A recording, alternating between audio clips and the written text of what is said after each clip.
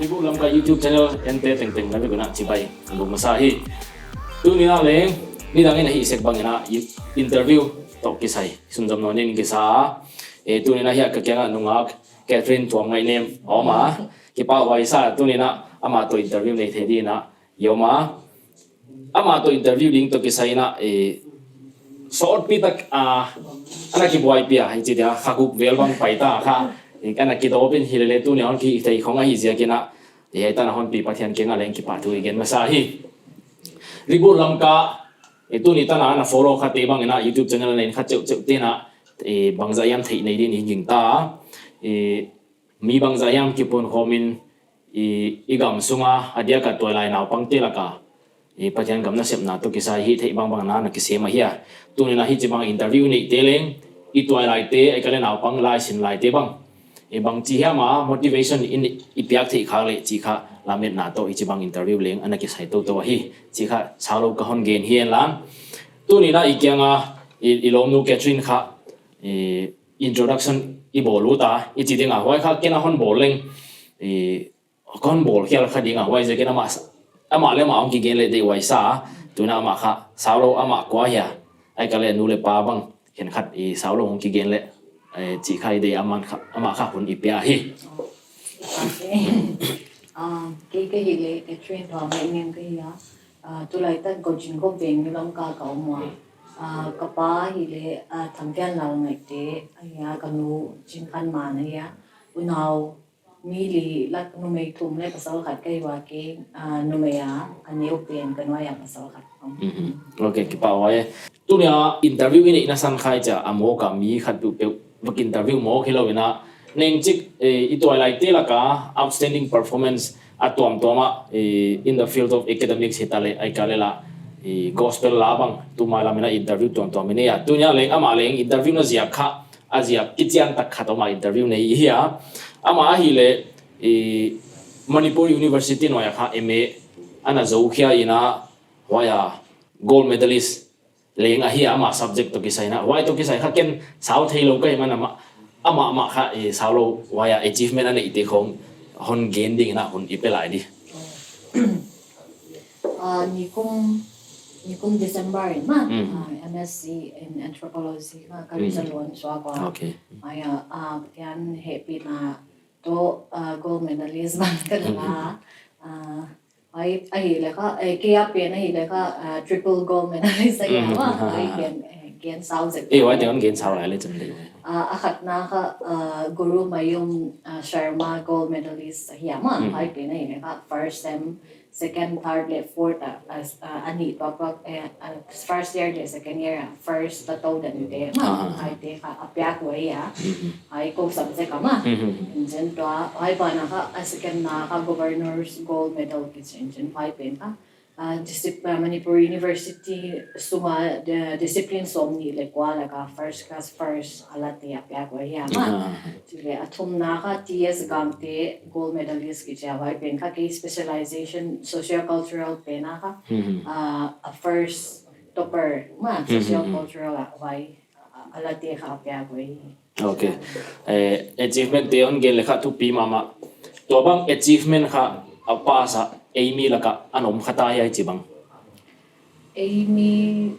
tribal speaking de mo ma ko department na ma kum 2016 17 na ko ngai di social cultural marte khat okay anaka okay ki pa hoye ajile neng chik to nang nalai sim na lam to ki saya ang lu jole u thoi ka sa to dan achievement na nei thi na dinga mo na pan lag dan neng chik hon gen jek le chin he ana in toy lai khen khat bang lai sim lai khen khat tia de kha motivation a hi thei kha le chang ma ai neng chik on pe jek le chin u thoi sa ka ti to lai sim ni chile banga ke hobby ka tin kan ni awa ai sin mi chi chana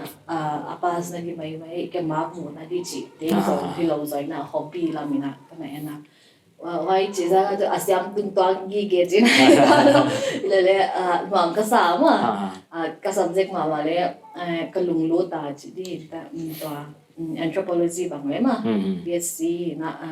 master ko hi to wa le hostel la on ka hiwa ma hai hostel la on ka hiwa kan ka routine ka bol zela ni tenga hun zat di dan le ai 100% ke zui zo chi le to lo le bol hi mim di ale yaw ki mim tin ai ahih theihpen ni na ka zui so ma hai ni khatina adaka chile ni tenga ki bang lo ya le average ni kha adaka 8 to 10 hours Okay. I cái bảo vệ sa lại sim dan bằng a plan này mà bây giờ đang nói cái na uji kom na a society là cái tribal là bằng khác ni social cái help mà thế mà vậy không ai na lại sim sunga social involvement hiện khát mà bằng a vậy làm bằng tụ cái sai bằng chỉ đan na hiya restriction na bole ai cái hello big bang mo ai cái help chau mo chỉ đan đều vel non gen dịch thế lại đấy ahih theihpen ni chu ki hel ka so ma ile dena ka chi ma bang na routine daily routine ka bola ma ai pen le ke wai nia ka wai za da kar sim di chia ka koi pen ga on sunong kai kha ya le chu ka batel ke na ma ai pen ka le ahih theihpen na weekends jam ko ai ke le chi jam chu ahih theihpen ni na ka tel so okay hoy bana social involvement hiện khát bang hele example na YPA vai mo ko tang vai hita achile charge to ki sai bang tanana involve kha azyak chu to la youth hiện khát kha adia ka lamka la khunga college kai angi chenga kha ina yom cha ulo involve ngai mo ai kala hoya a pressure khat omin chin social pressure chin ni charge youth member te lak banga wai to ki sai banga nang nana deal dan mo ai te khat on gen jik lai le chu kele kumpang sa yang pai nang ka be kina ma generalship ko nga kan na panga worship leader te na le wai pen le Saturday ko twilight ki hop Saturday ya ma ai ka wai ni ma ada ka bang sa yang ko nga practice ngai chi bang ma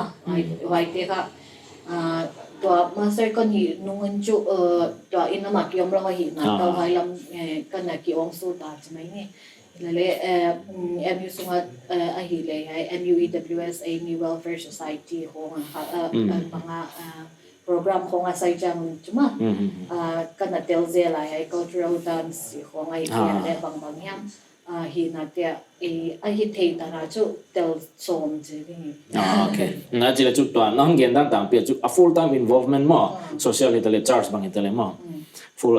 involved thei chet kile lai sim lai ja ka mo aki hel jek chu hoi sa zolam chu hi sim mo nang le ke ngai la ni chu ba ki isolate vel lo ma isolate vel bo sa ma chu ai theihpen na ma ai theihpen na azo min ki bang loi na kha en da kar bang za en da kar gyat isim midam ti da kar lia sim to le kin bang vel tho de ja min ki bang loi na ile ahih theihpen ni na ki hel som le ma an poi lo ai thei dan cha ta mo extra work can cut nei chebel banga a rules le a paidan ja khonga chu restriction i bol lo thei lo ang hi ma wai dan hi ki pa wai sa to nang nana zat dan na hi dan vel non sira adia ka jena kon gen ma banga e to lai a tribal society la ka dia ka ye lam ka sunga teng te bang mo ke jana involvement kha alo thelo hongom mo lai si mu le ki khop na bang hongom ai ke la mi si bang hom jan ha ngai chi dan level to loi khong khen khat kha homa i ja ka kha ni e adia alo thelo ki hel ngai na mu nom mo wai ja ka e kon ge na hia tuna aban ai pai suk dia e to na ba sim na subject mo MSc na ba sim na subject to ki soi khan neng chik mga introduction ti dia ai saulo non explain thei jek diam anthropology na chia mo wai kha bang ana thei kha ngei lo tia di banga mo feel thak ya ke la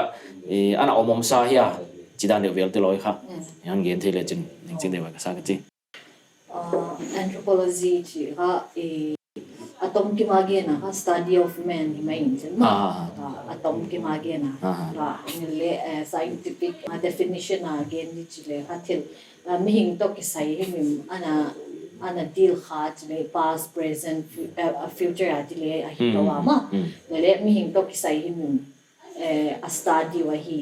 chile ka ai tengin huam ka vek ka sama ba wai sunga ka discipline holistic pen ma ama mga kaya ka specialization bang social cultural pen ka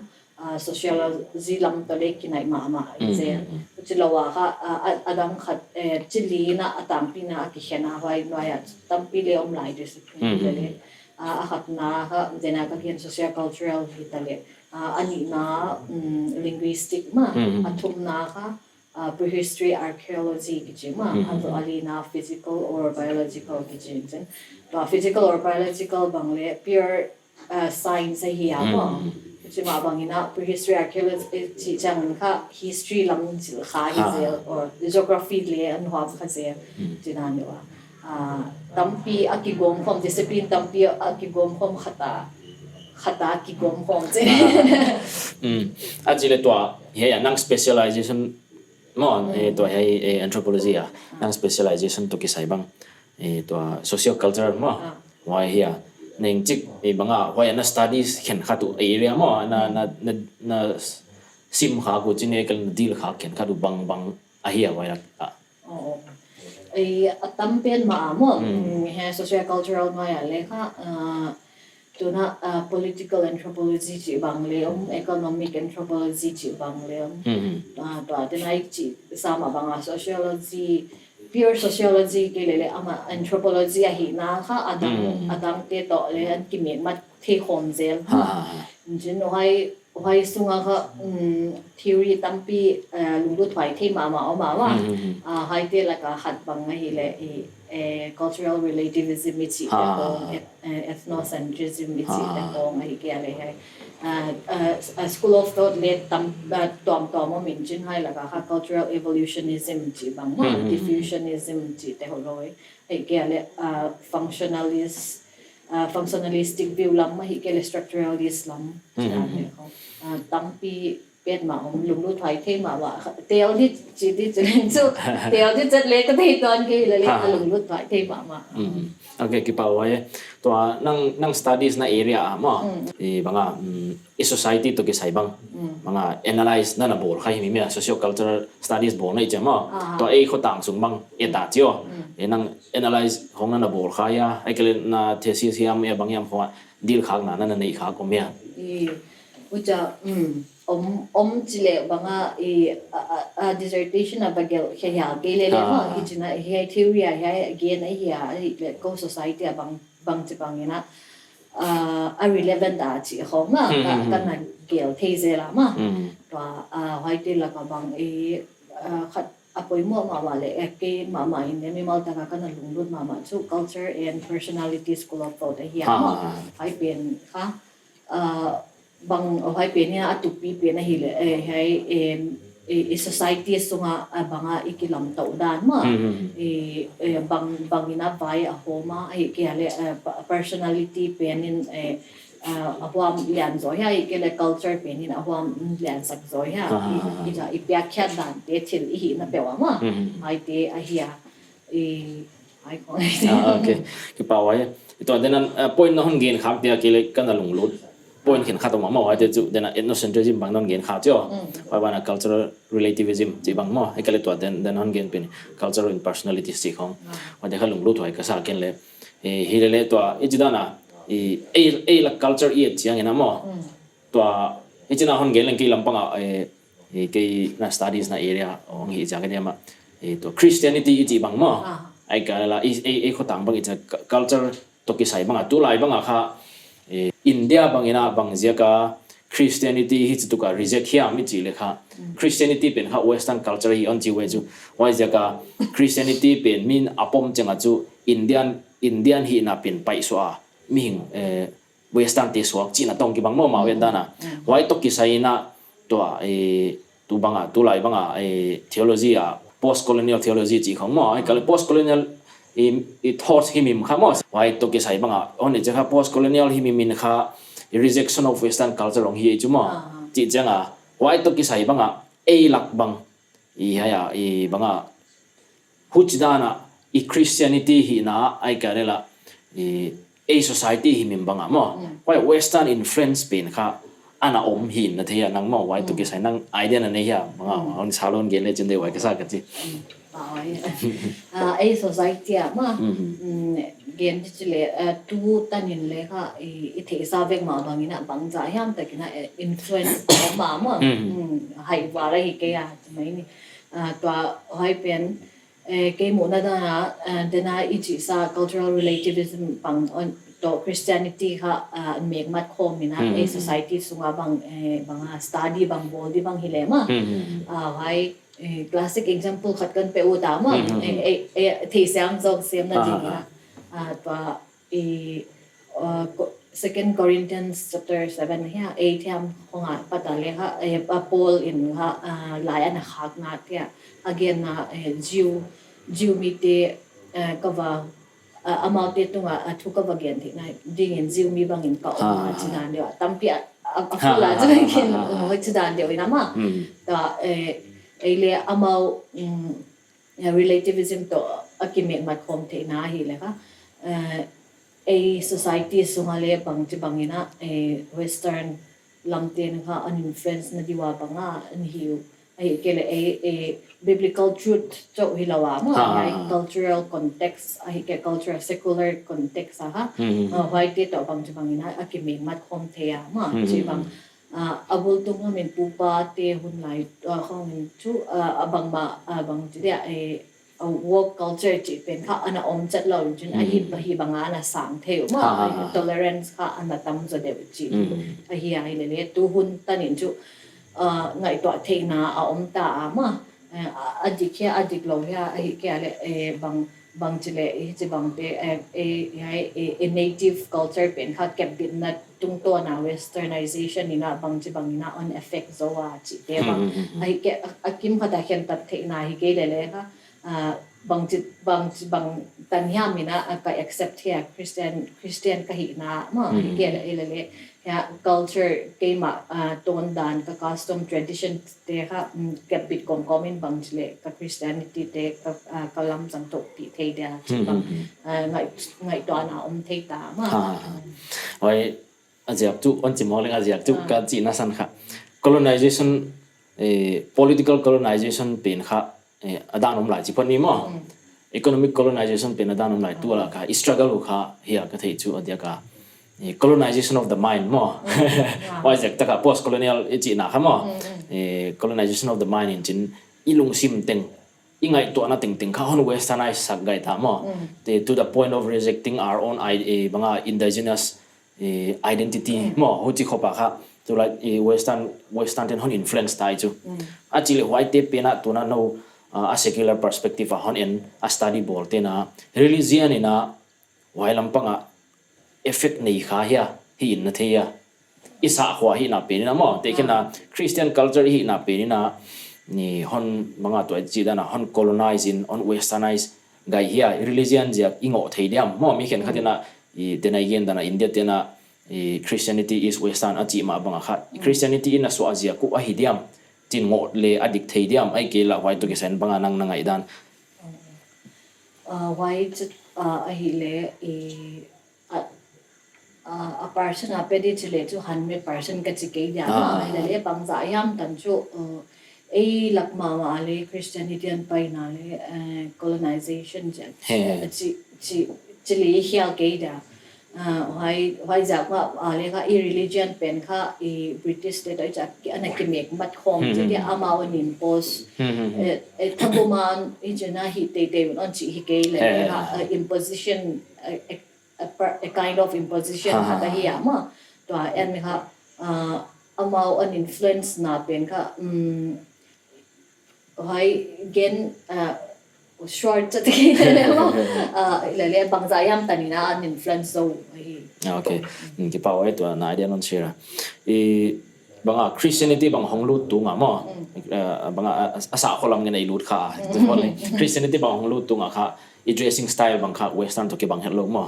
ai kale achile tuina te khin na ena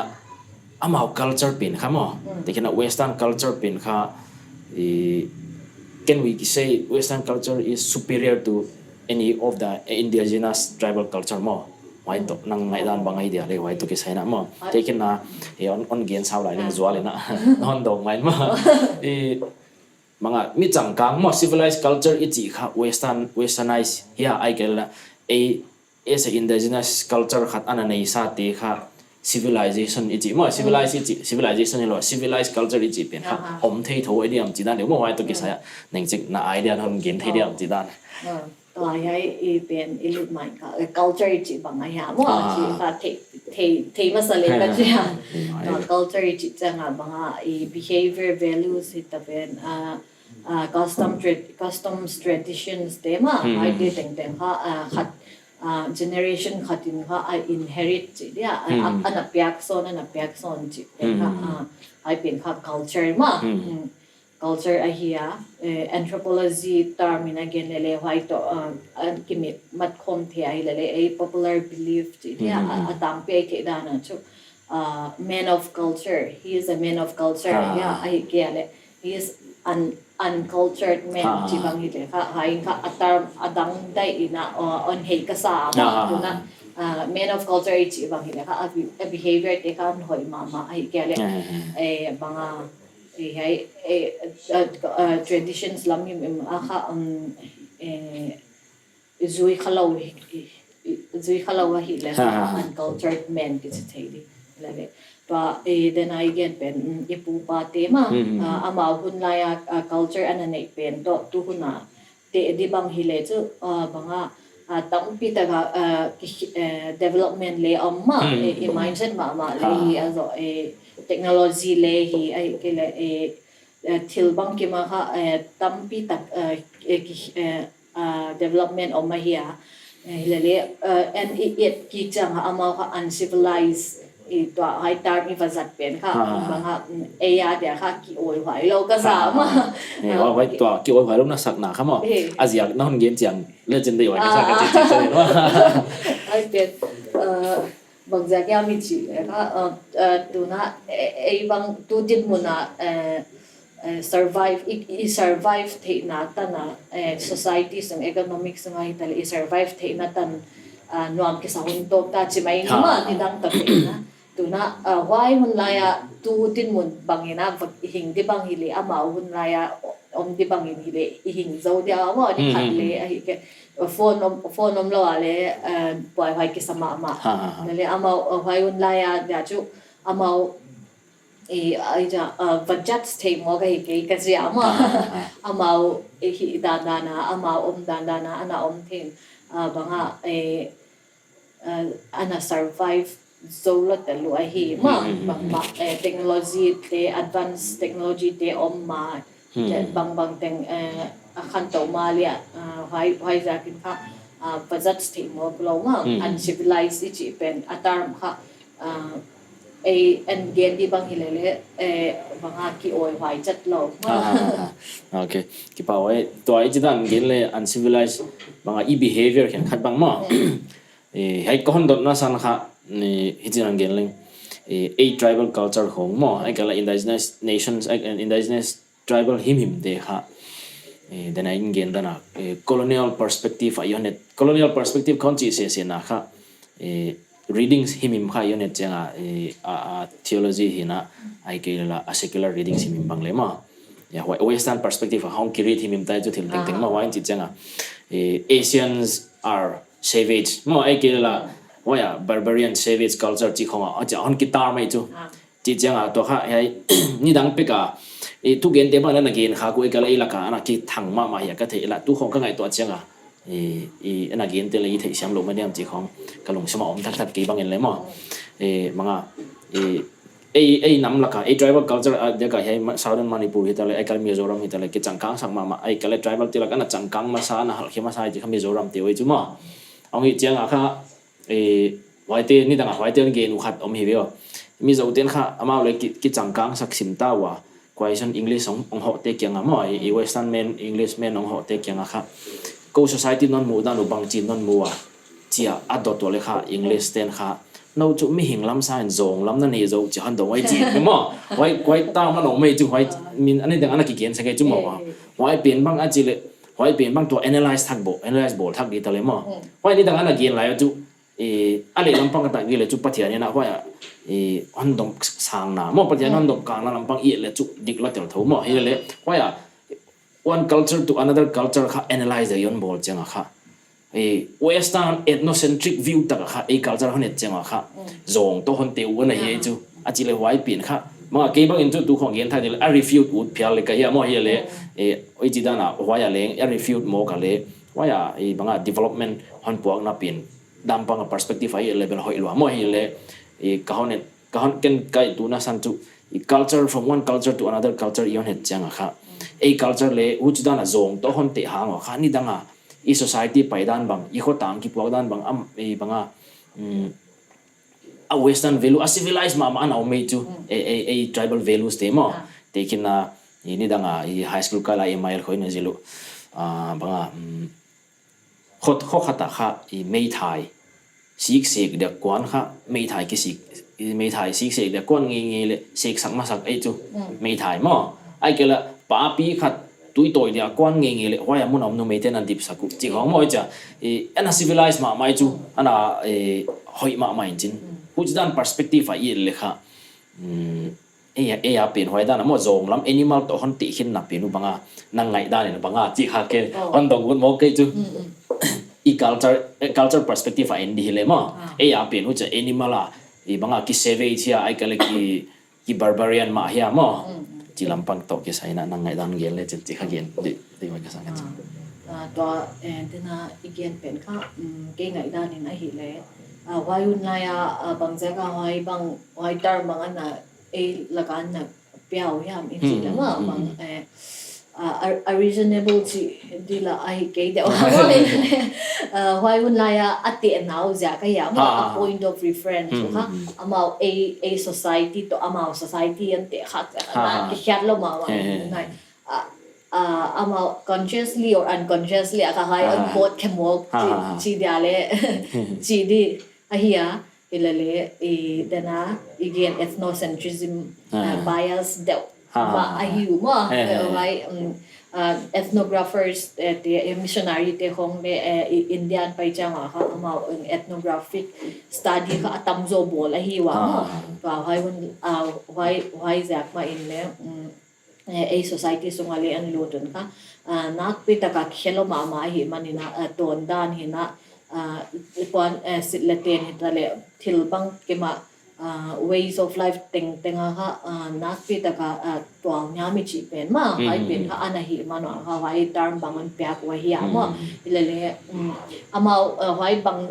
ma tote khitna omlawina ma a culture as it is na en hu bang hile tuma wai bang hile so unique ma lam le sakzo dai ki wa hi azo banga in a survival instinct in ina pe no ha at pet ma hi amo tu na sui ki di bang hilale banga neglect don hitale thil bang kim kha kining chinga omlo hilale ana survive te ana survive lai na pe no ha ama azo banga khat altruism ana nei na mo ja khat kala ha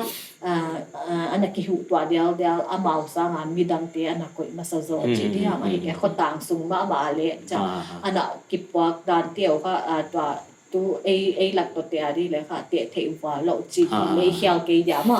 ta hai ana gen na zat ta ku kha amau kha ati ana pe no ma amau ati ana pe no kha adang culture tang ton te kha changwa kha hai thu bangan pya hi chi ok kipahnaตัวจีดานะตัวเป็นข้าอันเดียกขังทักเตียดิ่งข้า sensitive case มาเห็นกระเทียมมาอาจจะจุแต่กินนะตัวหลายข้านี่อากุยฮิตาเล secular เห็นนะ theology ลำ Christian theology ของฮิตาเลown theology ก็ develop ดีจีของข้าอันเดียก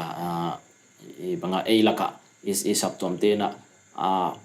avekina ipom thei hichet nai ke ma le ma ile training paidan khatong hin chin wai je ka twa cultural values khen khat to pathiani na mu dan ho ma je ang ke sui thak chenga kha i chi dan na dena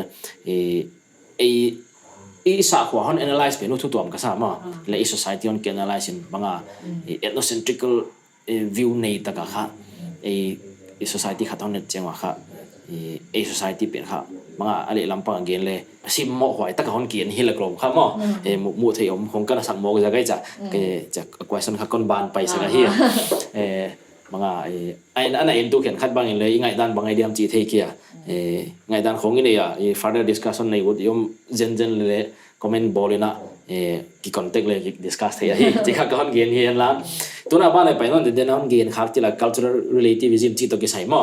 wai kha ning chik hon gen sau jik le chinu thoi ka sa wai pian kha yo tuna on gen le chin ai de ka ti cultural relativism chi jang ha culture khat le khat ma amao entity unique ta ka omon chin ai khat le khat ha budget se ngai lo ma to na te khit nai na ai bang atam pia khu ta an kin ne ma spoon azang lem culture khen khatin ha knife to fork to spoon to zang ai ke Asian lam Japanese de Korean de bang chopstick zang ma chi ya ta in ko tai van nek jaga amao chopstick zang de kha bang na ka nang chopstick ka sang se ma cha emphasize ste na thu kha om lo bai thu om lo ka chi pen kha cultural relativism in kha hai amek mat khop ma hai meaning atutun je den to example tampi ta kom le to ei ma own culture in it ha we are unique as it is ma ai ja midang culture to ha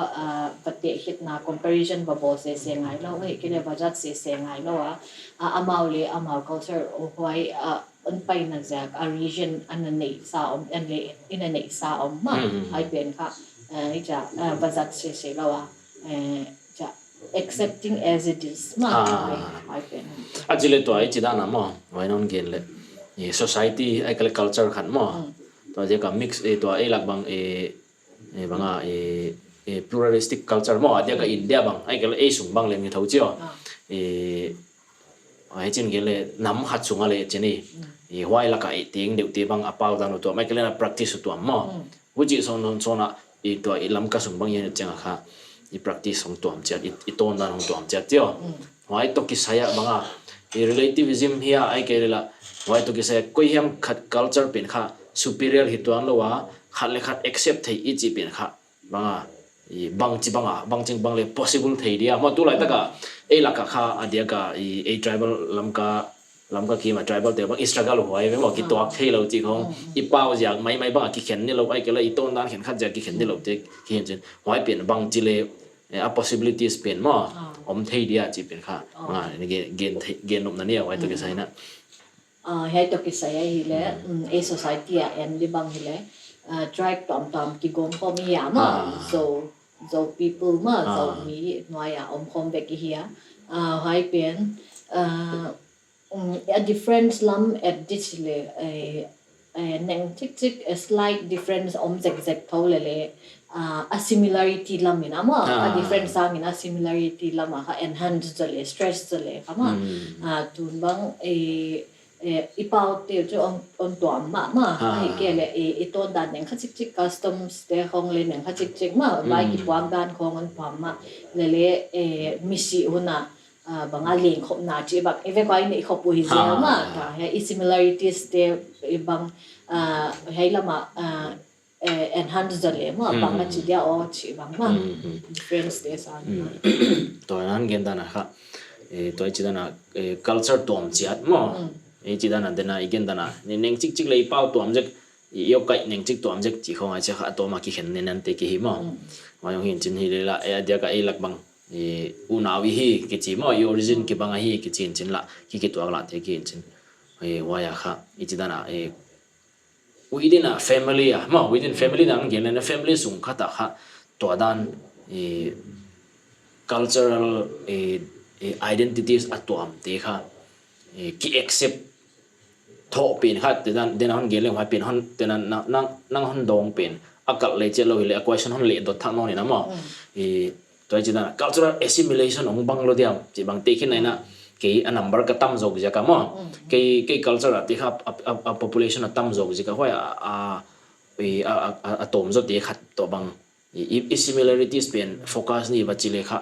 amao lama culture assimilate so kong bang diam chỉ đan được không khá cái kalong xíu mà nó mình chính mà vậy tôi cái saya năng mga din anh hangin dar unique ta ka culture khat an om chia din chin wai pen bang chile let tang hoi ya ai ke la khat pen pai manga an a hoi zo ai ke la lian zo pen job thia chi dan de to ke sai mang banga gen nom na ne ya wai to ke sai a society lo le ma dang society le ka hi chi bang ana to vek wai ya ma ai pen cultural evolution pe culture ma le en ki evolute den ma ja an pai to den ya hoài có mà diffusionism bằng liền on root sung mà đó diffusionism chỉ cho ha culture khát bên in amao culture affect pumpi cái lệ bằng giá yam và diffuse sung mà culture đang khát kang lệ hoài bên imposition hit one low lệ amao culture chỉ bằng ai no culture chỉ bằng ai cha exchanging chỉ hong lệ thay bên mà ya đó again chất bên ha society sung culture again cha hin ke khat clear cut division ipe thei ke ama evolve to na culture lian so de ai ke anew so de iten le banga assimilation anewa pat alian apatin anew so lo anewa patale alian le hi thei ma ta hai pe nan ki gom khom chawa on ki evolve to unjin to a le tu hun na I culture pe no ha bang tan dai dia chi de ki gen thei ta lo le bang ila khom te ma le na gen te westernization ai ke le hai tu la bang pop culture K-pop culture te ma a chi tom ta ma ila khom wa hi man na ma ta hai pe ha an ki evolve to ten ma to again dan chu mga culture himim kha chu to appear to maintain to haksat ta diong bang mo to chu ai le to ichidana onki mix ha ma ko yam khat on assimilate hi ke le with the involvement of technology ama culture chu onki evolve himim chin ama ai dan hidden gingta wai jaka kha to ichidana mga culture chi le ena ni dang sa nga kha evolution of culture bang ni dang sa ha jo ta cho a rapid evolution chi zen ni ong kita hi jakina thei siam hoi tho chini ma westernization thu pen thu to mi le evolution a culture ong ki khek I practice kan khat I chin dan khat ong ki khek ki chi te ma ne wai te khat thei siam hoi tho development nom to ha ai bang le a formula khat ana koi wa ma Leslie White ki chi bang ma culture equals energy into efficiency in technology chi bang wa ta culture ben bang jidana an ki develop to ya cha le kha to again te na dia inida nga ipu pa tin lo ho changa tu khong jang wa tractor khong bang wa khong nai lo hun le tam be la efficient jong tuan lo energy la tam se ngo hi le ting an ki evolve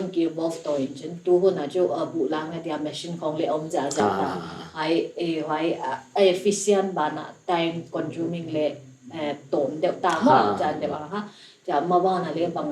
bang thak on pai dia chi ha exciting wa to practice kan khat bang ipai khunong ta di cho ai ke la banga lung lu deu ai ke le ngak la ta ngak thei chu ye ma to ji dan ani dang lai pass to te ma ki pa wai sa to na idan an hon gen khak topic te lu khata lu to non le ko ke sa cultural and personalities na chi pen ma ken kana hisab dan mo ga kha personalities ti om khai je minimal om dan hon gen khadin ke ging ta mo ke na wai ja ke na nang banga wai to ki sai sa lo hon gen jeng le chinu thoi ka sa ka chin no ni na ma ai anthropology haya study school of thought khata hi ama culture and personality school of thought ki chin ta hai pen ka friends boas na pat khiat ma ta ama noya an mi tampi the proponents tampi takle om mention to ama to pi pen wa hi le ha culture pen in every culture unique to why pen bangin influence ma ma personality individualism pen ina influence so ya ikile to iton na customs traditions ana omsa ti na personality on influence so ya ja de hai tigel kala anak align to now okay long lu thoi chika sa azia chu banga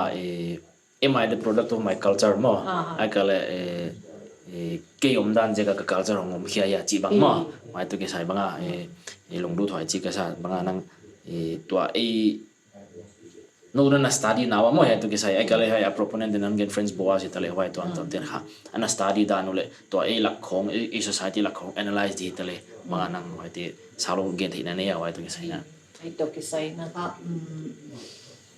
amao research ko nga na bol nawa mo banga khat bang World War II laya ka banga Japanese te amao ava study babol amuna ka babol te law hiai run benedict kitchen ka iwesa mama ilelewai aman ga Japanese ka te culture ayat na dia banga amuna ba paise se law a diary te ko ana sil ai ke ale amao everyday life ma amao iwesa na te tungto na amao hinkhwa tungto na ma ayat changa ai ke study na bol na ka bangza yam conclusion an bol khate in to wai te tung to na ka amao a research hi na ka a strategy ma gal do na dia amao a mindset to khat thi wa hi ke che ma hai ka war hi me ma le ka amao personality ti a character ti a study tung to na ka indirectly ta ka work ong le ita ana zo the che ma ta e lang ha wa le bang jap genkha te azo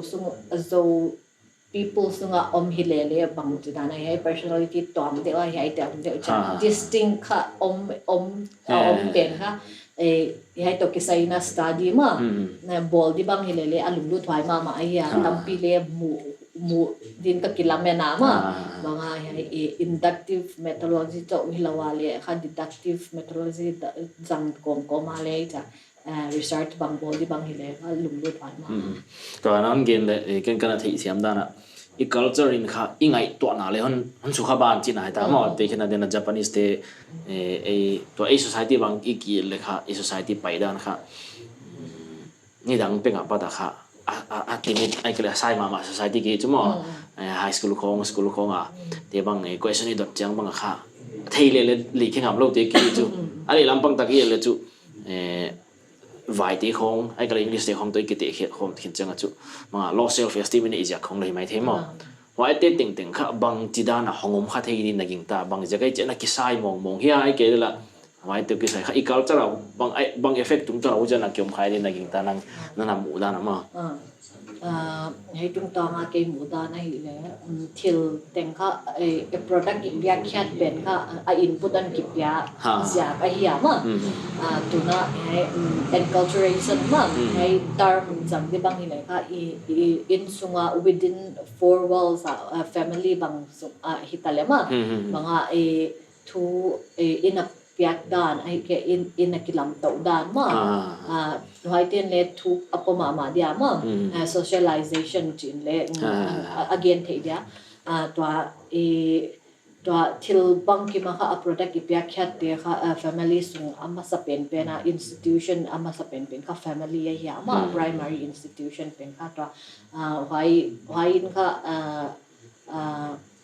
ahih na lian mahmah hai ba na school ya ai ke church ai ke institution tom khotang vai tale vai banga in a kilam to dan te le thu ma okay ati le chu ton hon gen le chu banga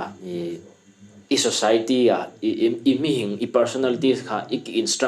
instruction I ki piang na chini ma I inazil na culture bang chidana chi inazil na pe kha family ong isim ma family apada zil khia in te kina ki personalities dikha ka family omdan te khina nule pa pana in kon sung kana kiet koldan wa pata kha ki personalities malion kinga nga khama ma china ma why 100% who chat di ma carbon copy hi chat di jo kit thei lo le influence lian pi om chila chuma okay tua ajile tua dan na chinan gen le tulai banga kha lak bang society bang society bol na ding na charge lam te par thu gen na khonga family a king non in ko na king non ni ji khong again thang pin chen he to ke saya kha nang bang in kwan lam panga bang in hi lei society to i thei sai cha moi society sia na ni wai bol hoi thei na di khong ina nang nangai dan omom heo e to ke sai na hay tung ta ngay le ka ken thil nang tampiam le le ma sa ben ka ai ma mo pa nga irresponsibility ma thei le nak pi da kina an hu zo de o ka chia ma tu ha pa hi le pa hi na ma family en kol dia zia ta en kol di ai ken nu na hi le ka homemaker hi na ba ka hi di ma ka hi di le ka hi lo di banga ma ta tiền này em mà hi na irresponsibility thầy lẽ mà ai bảo na why tên ba na ha em mà title student hi lẽ ha student hi na hi lẽ đó bằng giá ka mi khen khát te fe la bằng giá ka khen khát te pa sa chi lẽ ha ai ama ana symptom zong zia kha ma hi kia lẽ bằng tactic zang ham khata cho an pass na di ana gyak he thei chi be jana thiểu tiếng là formula om hi dai ka thea ma ka in sung ma le ka ta hi na pen kha vazang dik ke le a hoi lo ki swak mai hi ma chana vice versa hi vek ma ka ei ma mo pwak na pen thei na wai pen len ki pin ma so banga beliefs de banga ingai to na te I piak khiat pen kha Christian hi ale Christian to ki zui na ki tuak na yam chi bang en kom thei lai le ma ngam ki paw ka sa to non gen to aki answer ki bang diam chi chu ka thei ki hi le to ni banga ni society ana changkang en kalena as a society as a family and a success mama te kana te to a society bang I family so ngam personality so aki kol dano aki khian na na mu hen khat omya nang jan de te to na gen da na khat gen western bang ma da example kon gen de pe nga common ma event ke le thei da ma to amo pen aki kol jang ma singkung bang kal liu bang hi le kal to lai ki ja ki encourage ma tu ka a society single sang de khat bang kal di le chon kum zgom de ke ka de dai ja doi lok de yu ya ai ke le ma confidence nei lok de yu ya ma chỉ bằng ôm mà đó thì là thì ai biển area khác hiểm mà là vai amal sang ale bằng và khi compare đi chỉ này cái là the night cultural relativism cái kia này mà comparison thì là rồi na ai mà culture biển khác en kom như nào mà và hai day chỉ na mun khatalwa khom sak idena again dana to chidana na wai te again hi pa ke le chidana evolution ong mai jamo culture to ma evolution pena and control ibal bang tane mi control thena len ki nei chi wa ja kha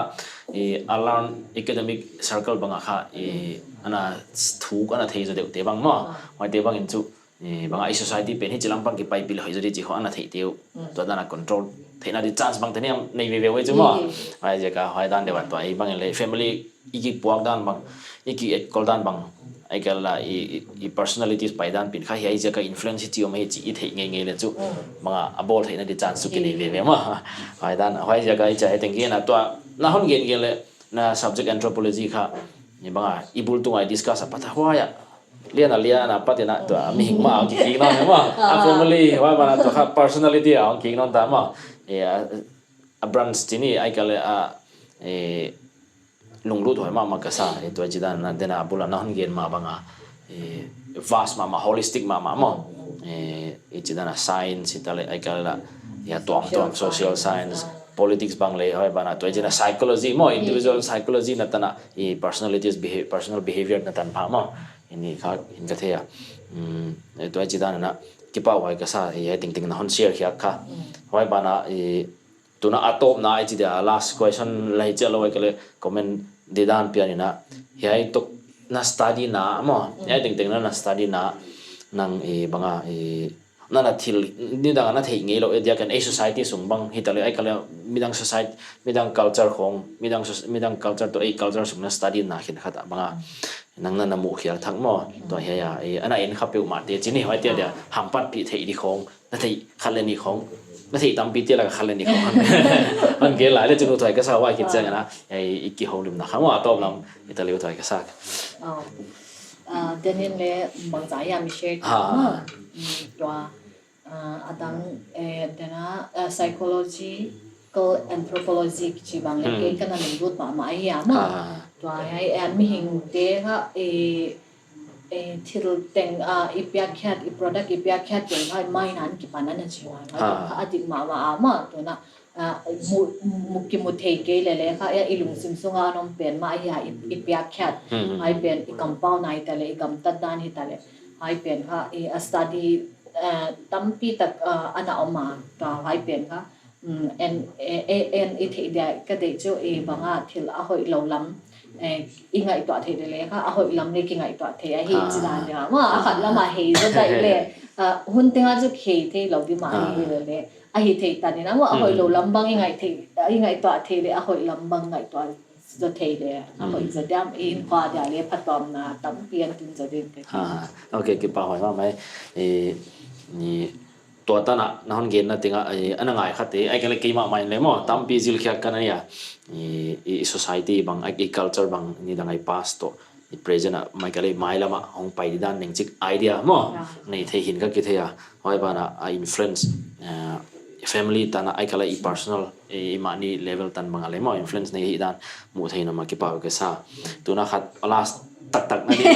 last ตักนั่นตรงนั้นตัวนั่งให้ตั้งนั่นน่ะจัวมั้งมาบ้านน่ะ plans ของไอ้กระน่ะตุบของเห็นหัดของเกณฑ์ที่เสียที่ของนั่นนี่ไงเต็มกระตุ้งเถียงไงเลยบางนั่งจากเราปัจจัยจากเราไอ้ยามาสเปนปัจจัยแกฮะกี่ปาทุกข์กันนะไอ้บ้านกันนู่นเลยกับปาเต้แต่ในลมเรียกว่าอูเลนาวเต้แต่ไอ้เต้ตุ้งทักกันนะกี่ปาทุกข์กันเงี้ยว่าสัญญาว่าก็มาบ้านนะคะไอ้กี่เรื่อง research ลำกันน่ะลุงรุ่นมาตัวน่ะ